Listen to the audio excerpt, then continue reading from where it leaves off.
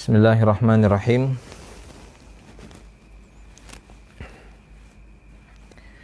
Assalamualaikum warahmatullahi wabarakatuh. Innal hamdalillahi nahmaduhu wa nasta'inuhu wa nastaghfiruh wa natubu ilaihi wa na'udzu billahi min syururi anfusina wa sayyiati a'malina. Man yahdihillahu fala mudhillalah wa man yudlil fala hadiyalah. Asyhadu an la ilaha illallah wahdahu la syarikalah wa asyhadu anna Muhammadan abduhu wa rasuluh. Allahumma salli wa sallim ala Rasulillah Muhammadin sallallahu alaihi wasallam wa ala alihi wa ashabihi wa man tabi'ahum bi ihsanin ila yaumiddin, amma ba'du.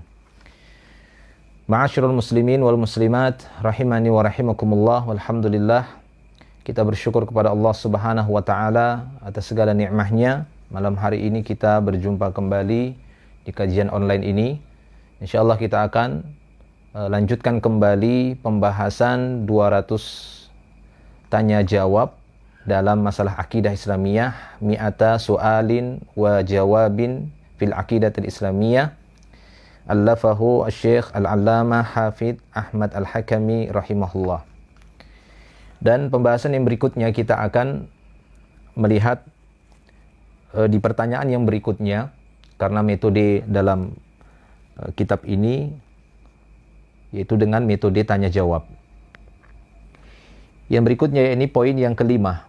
Kita masuk kepada pertanyaan yang kelima, di mana pertanyaan yang keempat, apa itu ibadah, sudah kita jelaskan di pertemuan yang terakhir di pekan yang lalu.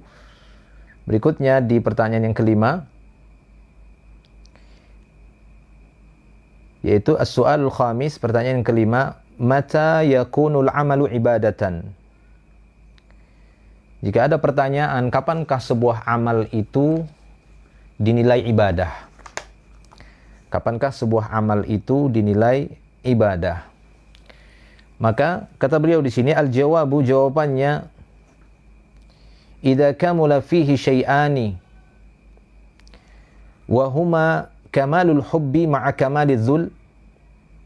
Qala Allah Ta'ala walladzina amanu asyaddu hubban lillah. Jadi kata beliau, kapankah sebuah amal itu dinilai ibadah? Apabila dua perkara dalam sebuah amal telah sempurna. Apa dua hal tersebut? Kata beliau, wahuma kamalul hubb ma'a kamaliz dzul. Yaitu kesempurnaan rasa cinta kepada Allah Subhanahu wa taala itu tatkala dia telah sempurna al-hubb, rasa cinta kepada Allah Subhanahu wa taala, bersamaan dengan kamaludzul, sempurnanya kerendahan diri kita di hadapan Allah. Cinta kepada Allah Subhanahu wa taala tapi tetap merasa rendah diri di hadapannya. Maka jika dua hal ini berkumpul pada amal tadi, niscaya amal itu akan menjadi sebuah ibadah yang sempurna. Amal tadi akan menjadi sebuah ibadah yang sempurna. Dalilnya apa? Kata beliau, di antaranya firman Allah Tabaraka wa Ta'ala dalam surah Al-Baqarah ayat 165. Allah Subhanahu wa Ta'ala berfirman, walladzina amanu asyaddu hubban lillah. Dan orang-orang yang beriman sangat-sangat cinta kepada Allah Tabaraka wa Ta'ala. Inilah aslinya orang-orang yang benar-benar beriman kepada Allah. Rasa cinta mereka benar-benar sangat-sangat cinta kepada Allah Tabaraka wa Ta'ala. Dan ini akan menjadi kesempurnaan amal seorang itu menjadi ibadah yang sempurna. Tatkala pada ibadah tersebut ada kamalul hub, kata beliau, sempurnanya rasa cinta. Ma'a kamalizzul, yang dibarengi dengan sempurnanya adzul, perendahan diri di hadapan Allah. Tunduk, patuh, ya, benar-benar nunduk dan patuh kepada Allah Subhanahu wa taala. Wa qala ta'ala, demikian juga firman Allah Subhanahu wa taala dalam ayat yang lain dalam surah Al-Mu'minun ayat yang ke-57. Allah Subhanahu wa taala berfirman, innal ladzina hum min khasyati rabbihim musyfiqun. Allah Subhanahu wa taala dalam surah Al-Mu'minun ayat 57 ini, ketika menjelaskan ciri-ciri orang-orang beriman, kata Allah Subhanahu wa taala, innal ladzina hum min khasyati rabbihim musyfiqun. Mereka adalah orang-orang yang khawatir karena takutnya mereka kepada Rabb mereka. Mereka adalah orang-orang yang merasa khawatir terhadap diri mereka sendiri. Mereka khawatir terhadap diri mereka karena takutnya mereka kepada Rabb mereka. 6. Jadi ini para jamaah milik Allah Subhanahu wa taala. Demikian juga beliau membawakan firman Allah Subhanahu wa taala di dalam surat Al-Anbiya ayat yang ke-90. Wa qad jama'a Allah taala baina dzalika fi qawlihi, dan sungguh Allah Subhanahu wa taala telah menggabungkan di antara hal itu pada firman-Nya. Allah Subhanahu wa taala berfirman di dalam surah Al-Anbiya ayat 90 menggabungkan dua hal itu, yaitu dengan firman-Nya innahum kanu yusari'una fil khairat, sesungguhnya mereka adalah orang-orang yang bersegera di dalam kebaikan. Innahum kanu yusari'una fil khairat, yakni dalam masalah khairat, kebaikan, ya, al khairat, mereka orang-orang yang musara'ah, yaitu bisur'ah, cepat, segera. Kalau ada sebuah kesempatan dalam melaksanakan kebaikan, mereka tidak akan tunda-tunda. Langsung mereka ambil jika mereka mampu, langsung mereka kerjakan. Nah, Allah Subhanahu wa taala jelaskan sifat orang-orang yang mulia ini. Di antaranya adalah para nabi dan orang-orang yang mengikuti manhajnya para al-anbiya. Innahum kanu yusari'una fil khairat. Sungguhnya mereka adalah orang-orang yang bersegera di dalam kebaikan-kebaikan. Wa yad'unana raghaban wa rahaba. Dan mereka adalah orang-orang yang beribadah kepada kami, berdoa kepada kami dalam keadaan raghaban wa rahaban. Raghaban yakni ada rasa harapan, senang dan cinta kepada Rabb-Nya. Wa rahaban ada rasa khauf, ada rasa takut, khawatir, sehingga merasa kecil di hadapan Allah Subhanahu wa taala, takut dengan Allah. Karena orang yang takut kepada Allah, dia akan merasa kecil di hadapannya. Orang yang tidak takut kepada Allah, maka dia akan merasa besar seperti Fir'aun, merasa besar di hadapan Allah. Karena tidak ada rasa takutnya kepada Allah. Seorang hamba yang memiliki rasa takut yang benar kepada Allah, maka akan semakin tunduknya dia kepada Allah, bukan semakin menentangnya. Itu adalah rasa takut yang dusta, yang diucapkan oleh lisan. Dengan mengatakan kami takut kepada Allah, akan tapi pembuktian dari perbuatannya itu menyelisih apa yang dia ucapkan. Ya. Taib. Jadi inilah yang disebutkan oleh Allah Subhanahu wa taala. Wa yad'unana raghaban wa rahaban wa kanu lana khashi'in, dan mereka adalah orang-orang yang tunduk kepada kami. Khashi' yakni khudu', khusyu' yakni khudu'. Mereka orang-orang yang khadi', orang yang tunduk, patuh, taat kepada Allah Subhanahu wa taala, kepada Rabb mereka. 6. Ini para jamaah Allah Subhanahu wa taala. Mata yakunul amalu ibadatan, kapankah sebuah amal itu bernilai ibadah yang sangat besar, yang sempurna, tatkala dua hal tadi sempurna pada amal tadi, yaitu kamalul hubbi ma'a kamaliz zulli, sempurnanya rasa cinta yang disertai dengan sempurnanya rasa kerendahan diri dan ketundukan di hadapan Allah Tabaraka wa Ta'ala. Taib. Berikutnya as-su'alus sadis, pertanyaan yang ke-6. Kalau begitu, selanjutnya kata beliau, ma alamatu mahabbatil abdi rabbah azza wa jal. Kalau begitu, apa tanda-tanda seorang hamba mencintai Rabb-Nya azza wa jal? Apa tanda-tandanya? Seperti kata Nabi SAW, tanda-tanda munafik, ayatun nifaq atau ayatul munafiq. Ayah ya, ini maksudnya adalah alamah, tanda-tanda kemunafikan atau tanda-tanda orang munafik. Kata beliau, idza haddatsa kadzaba, jika berbicara berdusta.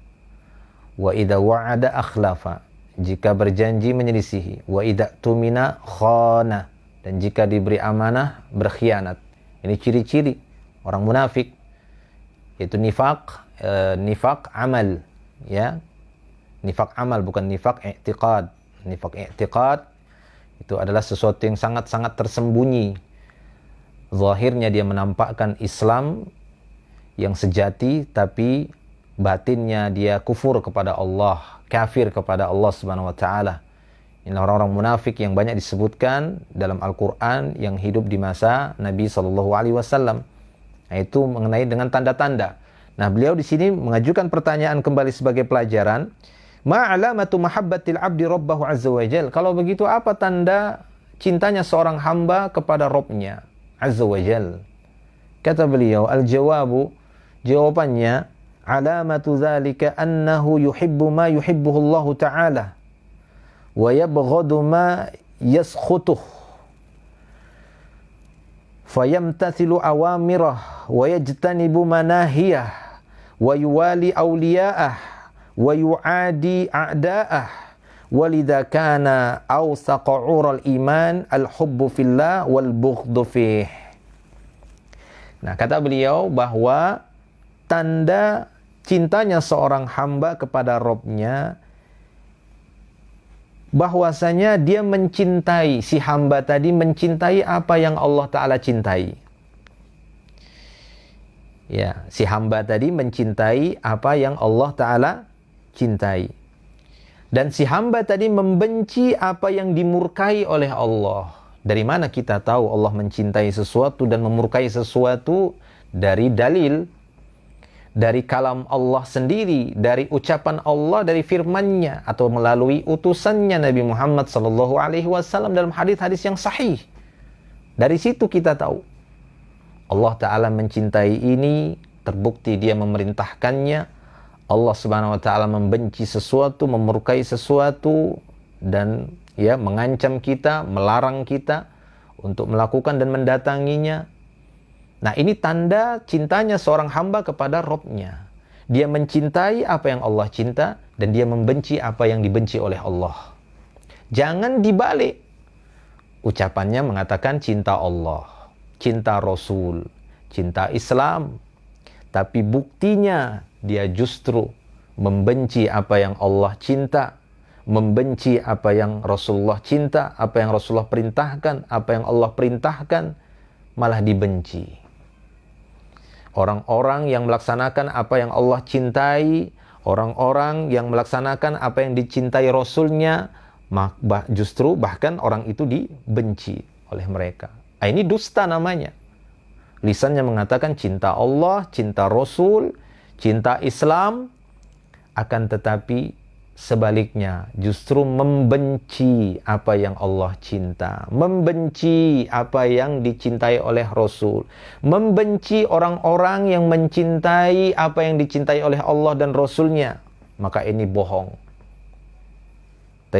Maka apa tandanya seorang hamba cinta kepada Rabb-nya? Yaitu hamba tadi mencintai apa yang Allah cinta. Si hamba tadi membenci apa yang Allah benci, apa yang Allah murkai, maka dia pun membencinya. Karena Allah, bukan karena hawa nafsunya. 6. Sehingga apa kata beliau? Fayamtathilu awamirah wa yajtanibu manahiyah. Sehingga si hamba tadi, karena rasa cintanya dengan apa yang Allah cintai, karena rasa bencinya dengan apa yang Allah benci, maka dia fayamtathilu awamirah. Dia akan laksanakan perintah-perintah Allah. Karena Allah Subhanahu wa Ta'ala tidak memerintahkan sesuatu yang ia benci. Tidak mungkin Allah perintahkan hambanya untuk melakukan sesuatu yang Allah itu benci hal itu. Allah perintahkan, berbuat syiriklah kalian, karena aku sangat benci dengan kesyirikan, itu kezaliman yang paling besar, berbuat syiriklah. Na'udzubillah, tidak pernah seperti itu. Allah Subhanahu wa Ta'ala akan melarang hambanya untuk mendekati saja, tidak boleh mendekati apa yang Allah murka, apa yang Allah benci, kesyirikan, kebid'ahan, mengada-ngada atas nama Allah, atas agama Allah Subhanahu wa Ta'ala, kemaksiatan, kemungkaran dan yang lainnya. Maka ini tanda cintanya seorang hamba kepada Rabb-nya, yaitu dengan mencintai apa yang Allah cinta, membenci apa yang Allah benci, melaksanakan apa yang Allah perintah. Karena tidak mungkin Allah memerintahkan sesuatu yang ia benci, dan tidak mungkin Allah melarang sesuatu yang ia cinta. Tapi Allah akan perintahkan hambanya untuk melaksanakan apa yang Allah cinta. Allah akan larang hambanya apa yang Allah Subhanahu wa Ta'ala benci. Allah akan larang. Allah akan melarang hamba-hambanya untuk melaksanakan apa yang Allah benci. Itu para jamaah Allah Subhanahu wa Ta'ala. Taib. Ya. Wa yuwali awliya'ahu, dan tidak hanya itu tanda cinta seorang hamba kepada Rabbnya, wa yuwali awliya'ahu, dan bersikap loyalitas kepada orang-orang yang cinta kepada Allah dari wali-wali Allah. Wali Allah yang hakiki ya, bukan wali Allah yang hanya sebatas cap sebagian orang, oh itu wali. Di mana tolak ukur sebagian manusia itu berdasarkan kejahilan, kebodohan. Adapun orang-orang yang beriman dan berilmu, maka ketika mereka menyatakan bahwasanya seorang itu wali Allah Subhanahu wa taala, itu berdasarkan dalil. Apa dalilnya? Allah Subhanahu wa taala dalam surat Yunus ya, inna awliya Allahi la khaufun alaihim wa lahum yahzanun alladzina amanu wa hum yattaqun. Sungguhnya wali-wali Allah tidak ada rasa takut bagi mereka dan tidak pula mereka bersedih. Siapa ini wali-wali Allah? Kata Allah Subhanahu wa taala, orang-orang yang beriman dan bertakwa.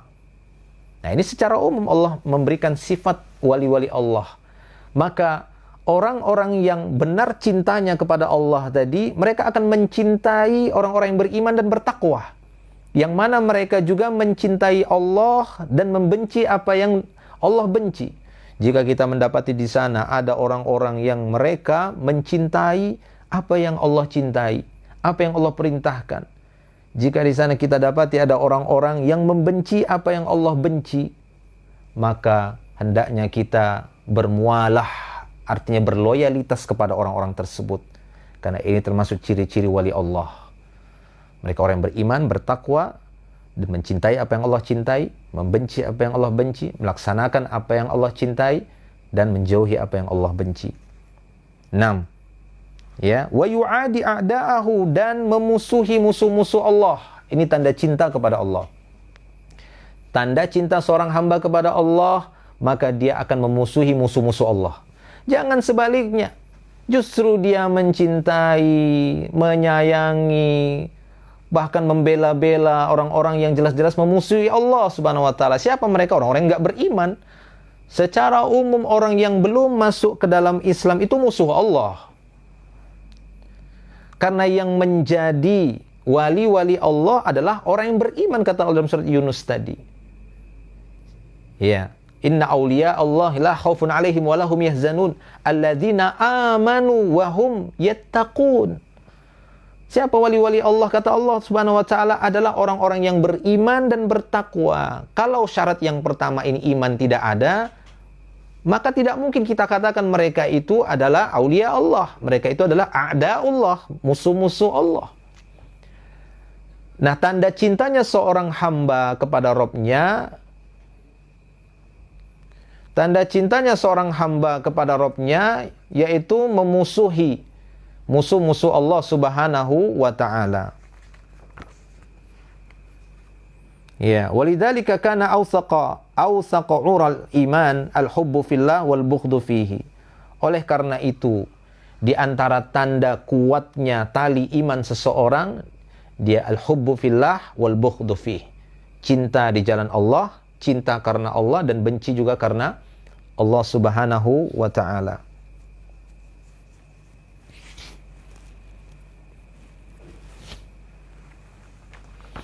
Itu para jamaah Allah Subhanahu wa ta'ala ya. Jadi jelas di sini beliau menjelaskan dengan ringkas dan tegas tentang alamatu mahabbatil abdi rabbah, tanda-tanda cintanya seorang hamba kepada Rabb-nya. Berikutnya,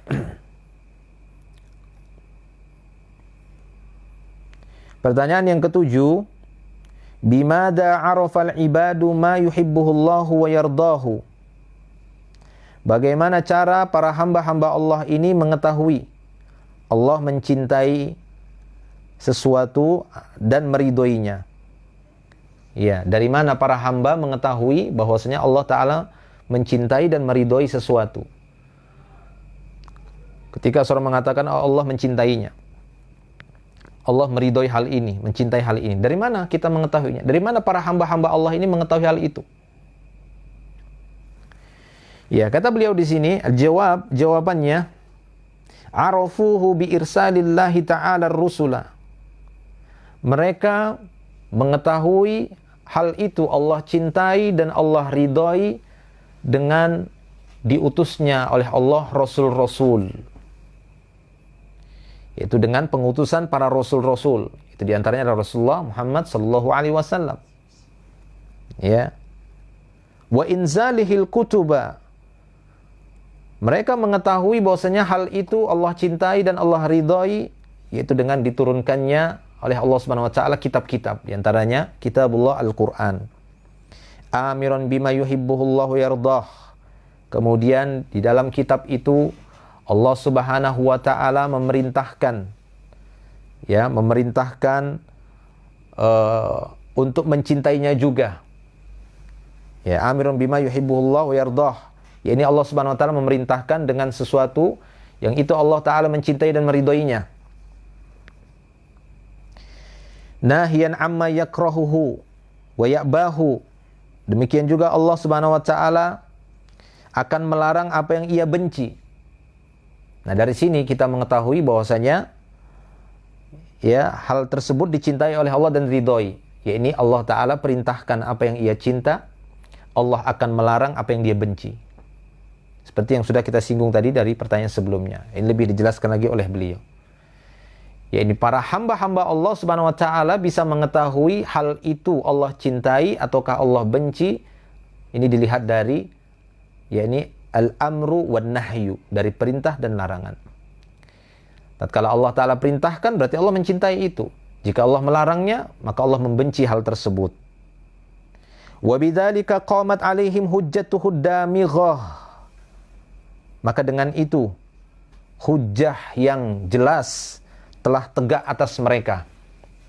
Apabila telah ada perintah, telah ada larangan di dalam kitab-kitab Allah, dalam Al-Quran, telah diutus juga Rasul untuk menjelaskan adanya perintah dan larangan itu, maka ini merupakan hujjah yang tegas, yang jelas bagi mereka. Dan tidak bisa mereka untuk berkelit, berhilah, mengelak, untuk mengatakan bahwasanya enggak ada, kami enggak tahu ada perintah dan larangannya, tidak ada alasan lagi. Ya, mereka tidak akan bisa beralasan seperti itu. Hujjah telah tegak bagi mereka. Wa dhaharat hikmatuhul balighah, dan telah teranglah hikmah, ya, ataupun telah jelas hikmah, telah nyata hikmah dari diutusnya para rasul ataupun diturunkannya kitab-kitab tersebut. Allah Subhanahu wa taala menyebutkan di dalam beberapa firman-Nya, di sini disebutkan oleh beliau, di antaranya dalam surat An-Nisa ayat 165. Allah Subhanahu wa taala berfirman, "Rusulan mubasysyirin wa mundzirin." Rasul-rasul itu diutus oleh Allah untuk memberi kabar gembira dan untuk memberikan indar, memberikan peringatan keras. Itulah tujuan rasul-rasul itu diutus oleh Allah Subhanahu wa taala. Apa hikmahnya, kata beliau, kata Allah Subhanahu wa taala, ya, dalam surah An-Nisa tadi, ya. Hikmahnya adalah li'alla yakuna lin-nasi 'alallahi hujjah ba'dar rusul. Supaya manusia tidak punya alasan lagi nanti di hadapan Allah. Setelah diutusnya para rasul tersebut, diturunkannya kitab-kitab Allah Subhanahu wa taala, manusia tidak punya alasan lagi dengan mengatakan, "Oh, kami enggak tahu. Kami enggak tahu, enggak ada yang perintah, enggak ada yang larang kok, masa disalahkan?" Maka inilah kata Allah Subhanahu wa taala dalam ayat tadi, dalam surah An-Nisa 165, "Rusulan mubasysyirin wa mundzirin." Rasul-rasul itu diutus, ditugaskan oleh Allah Subhanahu wa taala untuk memberikan kabar gembira bahwa orang yang melaksanakan ini akan masuk surga, orang yang beriman akan masuk surga, orang yang berpuasa akan masuk surga, orang yang melakukan ini, melakukan itu, melakukan ini, diperintahkan. Mubasysyirin wa mundzirin. Demikian juga Allah Subhanahu wa taala mengutus rasul-rasul itu untuk mundzir, sebagai pemberi inzar, memberikan peringatan keras bahwa kalian akan masuk neraka jika kalian langgar ini. Kalian akan masuk neraka jika kalian tinggalkan kewajiban ini. Kalian akan masuk neraka jika kalian melanggar larangan Allah. Jika kalian berbuat keharuman ini, kalian berbuat kemungkaran ini. Mundzirin. Apa tujuannya? Apa hikmahnya? Li'alla yakuna linnas, agar manusia, li'alla yakuna linnas 'alallah hujjatun ba'dar rusul. Supaya manusia nanti pada hari kiamat tidak punya alasan lagi untuk membantah Allah dengan mengatakan, "Enggak tahu kok. nggak ada, nggak bisa lagi. Ya, sudah ada kitab, sudah ada Rasul, sudah ada ulama, sudah ada para dai-dai yang mengingatkan. Taib. Nah, namun mungkin akan muncul pertanyaan, berarti apakah al-uzru bil jahli? Ya, apakah uzur bil jahl itu tetap ada di zaman sekarang ini? Karena ada sebagian para penuntut ilmu, ada sebagian kaum muslimin yang mana mereka mengatakan di zaman ini tidak ada lagi yang namanya al-udhru bil jahl, beralasan nggak tahu. Ya, kenapa? Karena sekarang media informasi itu sudah sangat-sangat canggih. Sudah menjangkau ke pelosok-pelosok, hampir setiap orang punya media informasi. Yang di sana disampaikan dakwah, sehingga tidak ada alasan bagi mereka nggak tahu. Ya, oleh karena itu barang siapa yang melakukan kemungkaran, maka tidak ada alasan lagi, oh nggak tahu. Taib. Nah, bahwasanya para jamaah Allah Subhanahu wa taala tadi telah kita sebutkan, ya, rusulan mubasysyirin wa mundhirina li'alla yakuna lin-nasi 'alallahi hujjatun ba'dar rusul, bahwasanya manusia tidak diberikan alasan lagi setelah diutusnya rasul ini. Namun tetap al-udhru bil jahl itu tetap akan ada. Selama agama ini masih ada, itu tetap ada. Ya. Adapun dalil-dalilnya itu ada banyak sekali kita dapati di dalam ya Al-Quran ataupun dalam hadis-hadis Rasulullah SAW yang menunjukkan bahwasanya al-udhru bil jahli itu tetap masih ada. Kalau benar-benar orang tersebut nggak tahu, ya maka dia tidak tahu. Ya dia dihukumi orang yang nggak tahu. Dan ini semua rahasianya ada di sisi Allah Subhanahu wa Ta'ala. Namun bagi kita menetapkan hal itu, bahkan tidak hanya ya di zaman sekarang ini yang mana Rasulullah SAW telah wafat, telah meninggal dunia. Di masa Nabi sendiri, di zaman Nabi sendiri, ada di antara sahabat itu yang ya diterima uzurnya karena nggak tahu. Al-udhur bil jahl. Siapa di antaranya? Ya sebut saja seperti kisahnya Mu'adz. Ya, kisahnya Mu'adz. Ketika Mu'adz datang ke hadapan Nabi SAW, dia baru datang dari Syam. Ketika ketemu Nabi, dia sujud di depan Nabi. Coba Anda bayangkan, sujud di depan Nabi, sahabat Mu'adz. Yang kata sebagian para ulama mengatakan Mu'adz ini adalah a'lamul ulama. Ulamanya paling ulama. Pemimpinnya para ulama. Tapi walaupun demikian, yang namanya manusia punya keterbatasan ilmu. Ketika dia baru pulang dari Syam, dia datang ke hadapan Nabi, dia sujud di depan Nabi. Tapi apakah Nabi SAW tidak menerima uzurnya karena ketidaktahuannya ini? Beliau tidak langsung kafirkan dia. Beliau tanya dulu, "Ma hadza ya Mu'adz?" Apa-apaan ini wahai Mu'adz? Kenapa sujud kepada selain Allah? Enggak boleh. Kenapa sujud di hadapanku? Maka apa kata Mu'adz? Mu'adz pun beralasan, dia pun menjawab, "Ya Rasulullah, ataitu Syam." Aku baru saja mendatangi Syam.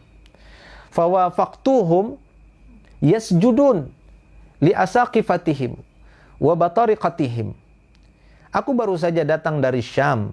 Nah, aku dapati mereka sujud di hadapan asaqifah. Asaqifah ini uskup-uskup, orang-orang berilmu. Itu ikut wazan asatidah ya, asaqifah. Aku dapati orang-orang di Syam, aku baru datang dari Syam, aku dapati mereka sujud di hadapan para ulama-ulama, para uskup. Batariqah itu para pembesar-pembesar. Jadi di Syam itu waktu itu para rakyatnya itu ketika ketemu uskup, ketika ketemu seorang yang alim, para pembesar, itu akan sujud di depannya. Maka kata Mu'adz, apa alasan Mu'adz? Fawadittu fi nafsi an naf'ala dzalika bik. Dan menurutku, ya ini baguslah aku lakukan. Kami lakukan ini terhadapmu, kata Mu'adz. Menurut dia. Nah, adapun masalah ibadah itu bukan menurut selera, kan begitu. Bukan hanya sebatas yang penting baik. Nah, ini kan baik juga. Niatnya Mu'adz itu apa? Baik. Aku senang, aku ingin, aku pengen juga melakukan hal itu. Kenapa nggak boleh? Kamu lebih pantas untuk mendapatkan itu. Mereka saja yang bukan siapa-siapa, sujud. Masa kami nggak boleh sujud di hadapanmu? Maka apa jawaban Rasulullah SAW? Rasulullah tidak mengatakan, oh iya juga, bagus juga ya. Idemu bagus juga. Tidak. Tetap Nabi SAW bersikukuh dengan syariat Allah, dengan kaidah syariat ini. Tidak boleh sujud kepada selain Allah. Rasulullah SAW mengatakan, ya Mu'az, lau kuntu amiran ahadan li ghairillah, lau kuntu amiran ahadan ayyasjuda li ghairillah. Kalaulah sekiranya aku dibolehkan memerintahkan seorang untuk sujud kepada selain Allah, la amartul mar'ah an tasjuda li zawjiha. Pastinya yang aku perintahkan lebih dulu para istri untuk sujud di hadapan suami. Tapi nggak boleh ya Mu'az, itu maksudnya. Tapi tidak boleh ya Mu'az. Tidak boleh sujud kepada selain Allah. Kalau sekiranya masih boleh, maka yang paling pertama kali kuperintahkan sujud itu istri, agar sujud kepada suami. Tapi nggak boleh, itu maksudnya. Nah, lihat bagaimana Nabi SAW menerima uzur karena ketidaktahuan Mu'az. Dia nggak tahu. Makanya beliau tanya, Mahadi Mu'az, apa ini kok sujud di depanku? Aku ingin menghormatimu ya Rasulullah. Orang-orang di Syam saja kalau ketemu asakifahnya, ketemu uskup-uskupnya sujud kok. Masa kami nggak boleh sujud? Kamu Nabi, utusan Tuhan. Kami pengen melakukan itu kepadamu. Nggak boleh ya Mu'az. Lihat. Nabi tidak ingin dimuliakan, diagungkan, melebihi apa yang Allah berikan kepadanya. Jadi para jamaah Allah Subhanahu wa taala, ada al-uzru bil jahli, itu ada. Tapi ingat, jika memang risalah itu telah sampai kepada seseorang, maka nanti pada hari kiamat dia tidak bisa beralasan dengan mengatakan, oh kami nggak tahu. Allah akan membuka seluruh catatan-catatan amalnya. Benar atau tidak dia tidak tahu. Ya, apakah dia bohong ataukah memang jujur, Allah yang akan menghukuminya nanti di yaumil qiyamah. Allah Ta'ala berfirman juga di dalam surat Al-Isra ayat yang ke-15, wa ma kunna mu'adzabin hatta nab'atsa rasula. Kata Allah Subhanahu wa taala, kami tidak akan mungkin menimpakan azab. Kami tidak akan siksa hatta nab'atsa rasulan, sampai kami mengutus rasul-rasul. Ya, sampai kami mengutus rasul-rasul. Bahwasanya benar apabila memang risalah sudah sampai kepada seseorang, karena rasul sudah diutus. Ya, kemudian dia beralasan nggak tahu, ini nggak diterima. Tapi kalau benar-benar haqqan dia nggak tahu, maka Allah akan terima itu. Ya, Allah Subhanahu wa taala akan menerima hal tersebut. Dan di sana ada banyak dalil yang lainnya. Insyaallah mudah-mudahan nanti dalam pertemuan khusus kita akan bahas mengenai uzur-uzur bil jahal ini insyaallah. Tapi para jamaah Allah Subhanahu wa taala. Nah, melanjutkan tadi ya, melanjutkan bagaimana cara para hamba ini mengetahui sesuatu itu Allah cintai dan Allah ridhai, yaitu tadi ya, dengan perintah dan larangan Allah. Di mana perintah dan larangan itu? Yaitu di kitab-kitab yang telah Allah turunkan, yaitu di kitab Al-Quran, dan Rasul-Rasul yang telah Allah utus, yaitu pada umat ini ada Rasulullah Muhammad Sallallahu Alaihi Wasallam. Dari beliau kita tahu, itu ada perintah, itu ada larangan. Tatkala kita tahu di sana ada perintah, ada larangan, maka di sanalah kita mengetahui hal itu Allah cintai, hal itu Allah benci. 6. Pada zaman Allah Subhanahu wa taala, kemudian beliau di sini membawakan firman Allah Subhanahu wa taala dalam surah Ali Imran ayat 31. Allah Subhanahu wa taala berfirman, "Qul in kuntum tuhibbunallaha fattabi'uni yuhibbukumullah wa yaghfir lakum dzunubakum wallahu ghafurur rahim." Nah, kemudian beliau juga menguatkan pembahasan tadi, yaitu dalam surah Ali Imran ayat 31, katakan ya Muhammad, in kuntum tuhibbunallaha fattabi'uni yuhibbukumullah wa yaghfir lakum dzunubakum. Jika kalian mencintai Allah, maka ikutilah aku. Yuhibbukumullah, niscaya Allah Subhanahu wa taala akan mencintai kalian, wa yaghfir lakum dzunubakum, dan Allah akan mengampuni dosa-dosa kalian, wallahu ghafurur rahim, dan Allah Subhanahu wa taala Maha Pengampun lagi Maha Penyayang. Ikhwani fiddin rahimani wa rahimakumullah wa iyyakum jami'an. Untuk materi kita cukupkan sampai di sini dulu.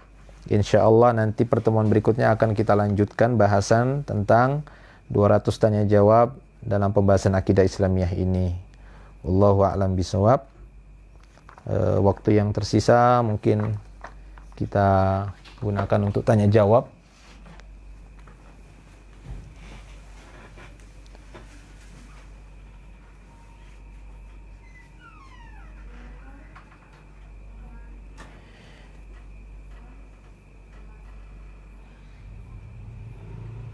Ya, di sini ada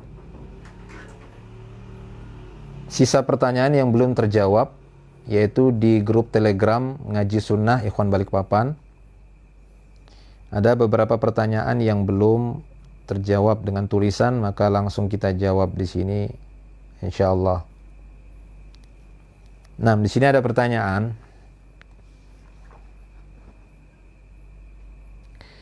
Bismillah, izin bertanya Ustadz. Misalkan kita mendapatkan uang 50.000 di jalan, lalu kita membelanjakannya untuk makan, apakah termasuk dosa Ustadz? Baik. Pada zaman Allah Subhanahu wa taala mengenai luqatah, ini ringkasnya, kita tidak bisa bahas panjang lebar ya. Ringkasnya bahwa pertama, apabila kita mendapatkan barang-barang yang secara urf kita itu adalah barang yang tidak berharga, nilainya itu tidak berharga, ya semacam tali kah, potongan kayu dan yang semisalnya, dan secara urf kita itu ya suatu yang nggak berharga, ya itu tidak mengapa kita ambil, kita manfaatkan, ya yang kita perlu. Walaupun di sana ada satu dalil, namun hadis ini didhaifkan oleh Syekh Al-Albani, namun banyak sebagian ulama menjadikan itu sebagai penguatnya, bahwa sesuatu yang sepele yang sifatnya itu secara urfnya, keumuman di suatu kaum itu adalah sesuatu yang sepele, maka nggak apa-apa diambil. Di sana disebutkan rakhasa lana Rasulullah sallallahu alaihi wasallam ya fil asa wa as-saut wal habl wa ashbahiha, ya wa yaltaqituhu ar-rajulu wa yantafi'u bih, kama qala. Tapi hadis ini sebagian ulama di antara Syekh Al-Albani mendhaifkannya. Di sana disebutkan bahwasanya Rasulullah sallallahu alaihi wasallam memberikan rukhsah, keringanan kepada kami pada barang-barang temuan semisal cambuk, saut ya, cambuk, atau habel tali, aso, kayu, potongan kayu atau tongkat. Ya, silahkan seorang mengutipnya, yaltaqituhu rajul wa yantafi'u bi, dan mengambil manfaatnya. Jika kata para ulama, jika itu adalah barang-barang yang memang secara urfnya barang yang sepele, maka nggak apa-apa diambil. Ya, mungkin kita ketemu di jalan, apakah itu kertaskah apa gitu ya, barang-barang loak yang sudah memang urfnya itu nggak dipakai, boleh diambil. Yang kedua, jika barang temuan tersebut adalah barang yang berharga, bernilai, namun punya kadaluarsa, ya, punya kadaluarsa, semacam apa? Buah-buahan, kue. Ya. Nah, yang semacam ini kata para ulama bahwa barang-barang tersebut ya ada beberapa cara, ya seperti kue atau buah-buahan. Pertama, silahkan kita untuk mengambilnya. Ya. Silahkan kita mengambilnya, bisa kita konsumsi, kita makan, karena nanti khawatir akan rusak. Namun nanti apabila ada pemiliknya mencarinya, kita siap ganti. Kita siap ganti. Ya, kalau sekiranya ada pemiliknya, kita harus siap ganti. Tapi kalau dia nggak cari-cari, ya sudah, karena ini barang yang memang akan hancur. Ada kadaluarsanya, seperti kue dan buah-buahan, bisa busuk. Jelas ya? 6. Atau silahkan kita menjualnya. Kalau memang bisa dijual. Karena khawatir nanti ada kadaluarsa gitu ya, sampai kadaluarsanya, kita jual. Nanti hasil penjualannya tersebut kita simpan. Ya, kita simpan. Kalau suatu waktu ada yang cari, mana ya kue saya waktu itu 2 minggu yang lalu ada kue saya tinggal di sini, aduh saya cari-cari. Oh, saya jual kemarin. Ini dia, 20.000 kita kasih. Misalnya kan seperti itu. Taib. 6. Allahu a'lam bishawab. Itu yang kedua, ya. Nah, ini juga mengikuti hukum hewan-hewan yang memang di sana khawatir akan rusak. Makanya Rasulullah SAW pernah ditanya tentang kambing yang tersesat. Kata beliau, ambil. Khudha, kata Rasulullah. Ambil.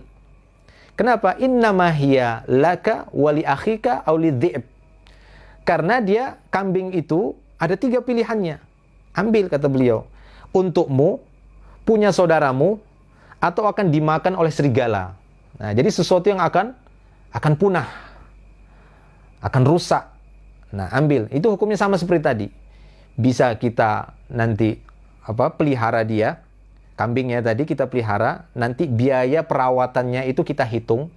Saat ada pemiliknya datang kemudian menuntut dan meminta, jika memang benar punya dia, kita kembalikan dan meminta biaya perawatan tadi kepadanya ganti. Kalau dia tidak mau ganti, ya tahan kambingnya tadi kita jual untuk mengembalikan biaya kita. Nah, seperti itu hukumnya. Ya, atau boleh kita jual kambing tadi, hasil penjualannya kita simpan. Nanti kalau ada yang cari-cari, wah saya dulu udah punya kambing gini-gini hilang. Oh sudah saya jual karena saya khawatir nggak punya biaya untuk ngerawatnya, saya jual. Berapa jual? 1 juta, kasih sama dia 1 juta tersebut. Tidak ada dosa bagi Anda. Ya, Anda pelihara atau Anda jual. Atau kalau sekiranya Anda ingin mengkonsumsinya, memakannya, misalnya gitu, silahkan. Tapi Anda harus siap nanti menggantinya tatkala yang pemiliknya mencarinya. Nah itu pilihan-pilihannya. Ya, pada barang-barang berharga yang khawatir rusak ataupun akan dimakan serigala atau yang semisalnya. Nah, adapun pada barang berharga namun tidak memerlukan penjagaan, dia bertahan lama. Makanya ketika Rasul ditanya, bagaimana kalau ada onta yang tersesat? Beliau marah. Ya, apa urusanmu dengan onta? Dia kan bisa cari makan sendiri, dia bisa makan dedaunan, bisa cari air sendiri. Biar saja nanti pemiliknya menemukan. Kenapa? Karena sifat onta itu bisa jaga diri sendiri, beda sama kambing tadi. Nah, sehingga kata para ulama, kalau barang-barang temuan itu adalah barang temuan yang memang sulit untuk dicuri orang, ya gitu ya, semacam mungkin tanah atau rumah atau barang-barang yang lain yang besi, yang nggak mungkin diangkat orang yang sangat besar. Ya, itu kan barang temuan kan, ketemu, ya maka biarkan seperti itu. Jelas ya? Taib. Lalu bagaimana dengan barang berharga? Ya, semacam emas, perak, atau uang, seperti yang ditanyakan. Nah, Nabi SAW pernah juga ditanya dalam riwayat Imam Muslim. Beliau ditanya, ya Rasulullah, bagaimana luqatah minad dhahab wal waraq? Bagaimana barang temuan, ya berupa emas atau waraq, yakni fiddah, berupa emas ataupun perak? Maka kata Nabi SAW, i'rif wika'aha wa isofaha. Hendaknya kau kenali dulu bungkusnya. Ya, wika yaitu bungkusan emasnya tadi. Ataupun pengikatnya. Maksudnya kenali ciri-ciri dari emas tadi, perak tadi, barang berharga tadi. Ya, kenali ciri-cirinya. Wa arif hasanah, dan hendaknya kau umumkan selama setahun. Kau umumkan selama 1 tahun. Nah, jadi harus diumumkan selama 1 tahun. Fa illam ta'rif fastanfiqha. Jika kau belum juga mendapati pemiliknya setelah 1 tahun, silahkan kau manfaatkan. Boleh kita gunakan. Ya, boleh kita gunakan emas tadi, kita jual, kita milikilah. Nah, wal takun wadi'atan indak. Namun ingat, itu menjadi wadi'ah bagimu. Artinya itu seperti barang titipan. Ya, seperti barang titipan yang bisa kita gunakan, yang sewaktu-waktu jika pemiliknya datang kembalikan. Jelas ya, boleh kita gunakan. Tapi sebelum setahun tadi nggak boleh gunakan. Setelah lewat 1 tahun, gunakan, boleh gunakan. Ya, fa in jaa'a talibuha, kata Rasulullah, dan nanti jika pemiliknya mencari-carinya, ya, mencari-carinya, wa in jaa'a talibuha, ya, jika pemiliknya itu datang mencarinya, fa'addiha ilaih. Nah, jika sesuai dengan ciri-cirinya dan memang dia pemiliknya, maka silahkan kembalikan kepada dia. Taib. Maka kalau pertanyaan tadi 50.000 ini berharga nggak di Balikpapan? Ya, kalau masih berharga, dia masuk kepada barang berharga. 50.000 berarti masuk kepada hukum ketemu emas, perak tadi. Maka hendaknya Anda mengenali ciri-cirinya. Setelah itu Anda umumkan, ya, selama 1 tahun. Dan nasihat para ulama, hendaknya seminggu pertama umumkan secara berturut-turut tiap hari. Seminggu pertama, setelah itu secara berkesinambungan selama 1 tahun. Tiap minggu diumumkan, tiap minggu diumumkan, tiap minggu diumumkan. Sampai 1 tahun, belum ketemu juga pemiliknya, silahkan gunakan 50.000 tadi. Belikan apa, belikan itu. Tapi ingat, itu jadi wadi'ah bagi Anda. Wadi'ah tahu ya, barang titipan. Yang suatu waktu kalau ada orang yang tanya, Anda tanya bahwasanya gimana ciri-cirinya? Oh, dia begini, bungkusnya ada begini, ini. Ya, benar. Saya waktu itu sudah gunakannya. Anda kembalikan 50.000 kepadanya. Nah, demikian para jamaah kalau Subhanahu wa ta'ala ringkasnya tentang masalah barang temuan tersebut. Karena 50.000 pertanyaan sini itu masih barang berharga, ya, masih barang berharga. Beda halnya kalau 500 lah, 500 itu ya kurang berharga kayaknya Balikpapan ya. 1000, ya, itu sesuatu yang silahkan diambil. Tapi kalau 5.000 itu masih berharga. Ya, 5.000 itu masih berharga. Kenapa? Karena itu masih diterima oleh tukang parkir misalnya 5.000. Kalau 1.000 marah-marah dikasih tukang parkir 1.000. Jadi 1.000 itu wallahu a'lam menanggap itu masih suatu yang tidak berharga secara urufnya kita di sini. Wallahu a'lam bishawab. Apalagi 500, 100 rupiah, 200 rupiah. Allahu a'lam bishawab. Mungkin itu dulu yang bisa kita sampaikan dari kajian kita malam hari ini. Insya Allah kita akan lanjutkan kajian kita di pertemuan berikutnya. Semoga menjadi ilmu yang bermanfaat. Wallahu a'lamu bishawab. Akhiru da'wan alhamdulillah. Subhanakallahumma bihamdik. Asyhadu an la ilaha illa ant. Astaghfiruka wa atubu ilaik. Assalamualaikum warahmatullahi wabarakatuh.